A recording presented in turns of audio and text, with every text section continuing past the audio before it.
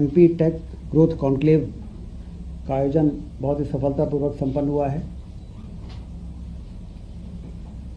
Space tech नीति 2025 के मसौदे का भी अनावरण इसी कॉन्क्लेव में हुआ है, जिसमें IT, drone, aerospace, semiconductor, Raksha, EV, manufacturing इत्यादि क्षेत्रों में निवेश और भूमि आवंटन नीति प्रोत्साहन इत्यादि पर बहुत ही विस्तार से चर्चा हुई है। भारतीय सेना और राष्ट्रीय अंतर्राष्ट्रीय कंपनियों के प्रतिनिधियों को वहाँ पर बुलाया गया था। 1 to 1 उनसे चर्चा हुई। भारतीय सेना के मेजर कर्नल गौतम महाजन, ब्रिगेडियर MS रंधावा जैसे बड़े अधिकारी वहाँ पर उपस्थित थे। कॉन्क्लेव में निवेश और उद्योग संवर्धन के लिए 9 कंपनियों को भूमि आवंटन के लिए आशय पत्र भी जारी किए गए हैं। इस कॉन्क्लेव की समस्त गतिविधियों से 15,996 करोड़ रुपए का निवेश एवं लगभग 64,085 रोजगार के सृजन का मार्ग प्रशस्त होगा। कॉन्क्लेव में मध्य प्रदेश में निवेश और रोजगार सृजन को बढ़ावा देने की दिशा में 7 महत्वपूर्ण MOU भी साइन किए गए हैं। इसी प्रकार से स्पेस टेक नीति 2025 के मसौदे का भी अनावरण हुआ है।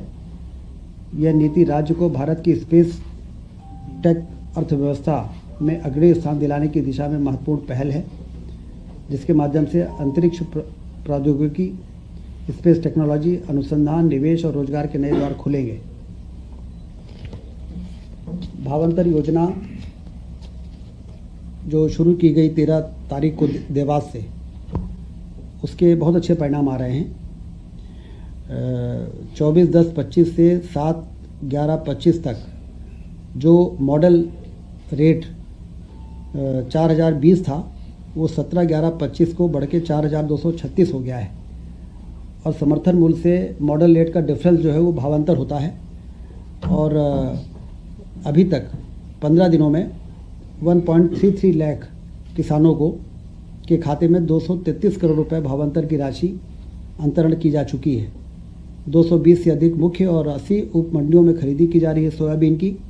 और ये भावांतर योजना से किसानों में काफ़ी हर्ष है और उनको काफ़ी लाभ मिल रहा है। जनजाति गौरव दिवस 15 नवंबर को बड़े धूमधाम से मनाया गया। जबलपुर में जो सबसे प्रमुख कार्यक्रम था पूरे प्रदेश का, उसमें वर्चुअल माध्यम से प्रधानमंत्री जी जुड़े और उन्होंने संबोधित किया। 150वीं जयंती भगवान बिरसा मुंडा की बड़वानी, अलीराजपुर, जबलपुर में विशेष आयोजन हुए। बाकी पूरे प्रदेश के सभी जिलों में इसके आयोजन हुए और काफ़ी बढ़ चढ़ के लोगों ने इस कार्यक्रम को में हिस्सा लिया और इसको अभूतपूर्व सफलता मिली है।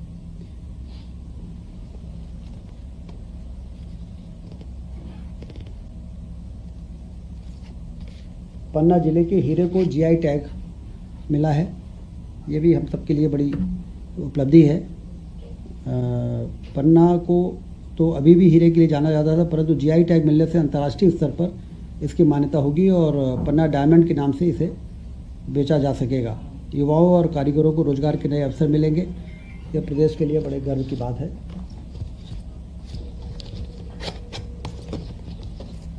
लाडली बहना योजना 12 नवंबर 2025 को सिवनी में 1,500 रुपये, 250 रुपये अलग से जोड़ के 1,500 रुपये अब हर महीने लाडली बहनाओं को ये राशि अंतरित की जा रही है।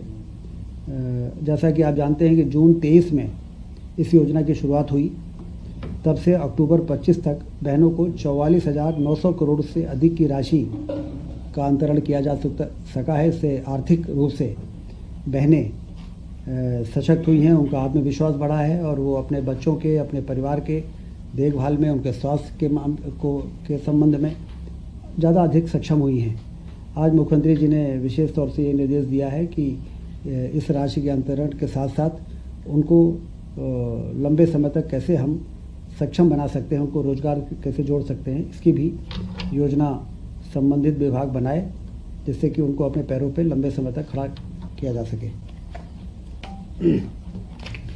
कैबिनेट के जो एजेंडे प्रमुख रूप से थे, उसमें सिंचाई के लिए सोलर पंप स्थापना की जो योजना 24 जनवरी 25 को लागू हुई प्रधानमंत्री कृषक मित्र योजना में संशोधन का एजेंडा आज कैबिनेट में था और उस संशोधन में 7.5 HP क्षमता का सोलर पंप लगाने के लिए अस्थायी विद्युत कनेक्शनधारी कृषक का अंश 10% रहेगा। शासन द्वारा 90% की सब्सिडी उनको दी जाएगी, जिससे कि जितने भी टेम्परेरी कनेक्शनधारी हैं लगभग 3 लाख हैं और जो परमानेंट कनेक्शनधारी हैं वो करीब 20 लाख से ऊपर हैं। तो केंद्र सरकार की सब्सिडी का जो सीमा है उस सीमा तक हम कृषकों को अब धीरे धीरे सोलर पंप में ट्रांसफ़र करेंगे और केंद्र सरकार से भी लगातार ये मांग करेंगे कि आप उस सीमा को बढ़ाते जाएं, जिससे जल्दी से जल्दी हम सारे टेम्परेरी कनेक्शनधारी और फिर परमानेंट कनेक्शनधारी को हम सोलर से ये जो इलेक्ट्रिक पंप से सोलर में शिफ्ट कर सकें, जिससे कि लाइन लॉस और सब्सिडी के जो बोझ आता है उससे भी मुक्ति मिले और किसान भी क्वालिटी की बिजली आसानी से अपने स्तर पर प्राप्त कर सके सोलर के द्वारा। 3 व 5 HP के जो अस्थायी विद्युत कनेक्शनधारी हैं को एक क्षमता अधिक यथा 5 या 7.5 HP सोलर पंप प्राप्त करने के लिए विकल्प दिया जाएगा। मतलब 3 HP वालों को 5 HP का सोलर पंप और 5 HP के जो इलेक्ट्रिक पंपधारी हैं उनको 7.5 HP का भी सोलर पंप यदि लगाना चाहें तो उनको वो सुविधा उपलब्ध कराई जाएगी। यह संशोधन आज के कैबिनेट के इस एजेंडे में लाया गया है। एक बहुत ही महत्वपूर्ण निर्णय हुआ है। मिशन वात्सल्य योजना अंतर्गत गैर संस्थागत सेवा यथा स्पॉन्सरशिप, फॉस्टर केयर और आफ्टर केयर जो बच्चे इस प्रकार के हैं, जैसे विधवा, तलाकशुदा या परित्यक्ता माता के जो बच्चे होते हैं, अनाथ एवं विस्तारित परिवार के साथ निवासरत बच्चे, असाध्य बीमारी से पीड़ित माता पिता के बच्चे, इस प्रकार से जो बच्चे हैं लगभग 33,346 बच्चे, उनको प्रतिमाह 4,000 रुपये दिया जाएगा। केंद्र सरकार 60% इसमें का अंश रहेगा और राज्य का 40%। टोटल 1,022 करोड़ की वित्तीय व्यय का ये प्रस्ताव था, इसको आज कैबिनेट ने मंजूरी दी है और इन तमाम तरह के बच्चों के देखभाल के लिए 4,000 रुपये प्रतिमाह उनको आर्थिक सहायता दी जाएगी।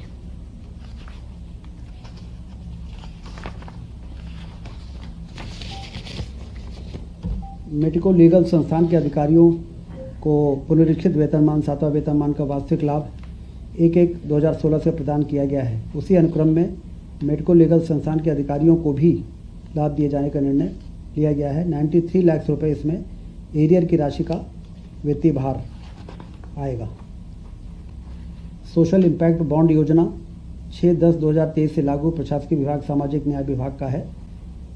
इसके लिए 25-26 के लिए सोशल इम्पैक्ट बॉन्ड योजना 100 करोड़ का बजट का प्रावधान किया गया है। योजना के तहत सामाजिक सेवा प्रदाता हितग्राहियों को सेवा प्रदान करने के लिए रिस्क फंडर से धन जुटा है। प्रदत्त सेवा के परिणाम का मूल्यांकन एक निष्पक्ष बाह्य एजेंसी द्वारा की जाएगी। सोशल स्टॉक एक्सचेंज उक्त संपूर्ण कार्य को संपादित करने के लिए एक कॉमन प्लेटफॉर्म के रूप में कार्य करता है और विभिन्न सामाजिक उद्देश्यों के कम करने वाले नोट फॉर प्रॉफिट संस्थानों को रिस्क फंडर्स धन जुटाने में सक्षम बनाता है। इसका भी अनुमोदन किया गया है। नवगठित जिला विधिक सेवा प्राधिकरण आगर मालवा हेतु नवीन पदों का सृजन। विधिक सेवा प्राधिकरण के लिए जो आवश्यक नवीन पद हैं उसकी भी स्वीकृत की गई है 9 नवीन पदों की और इसमें 59.42 लाख रुपए का वित्तीय भार आएगा।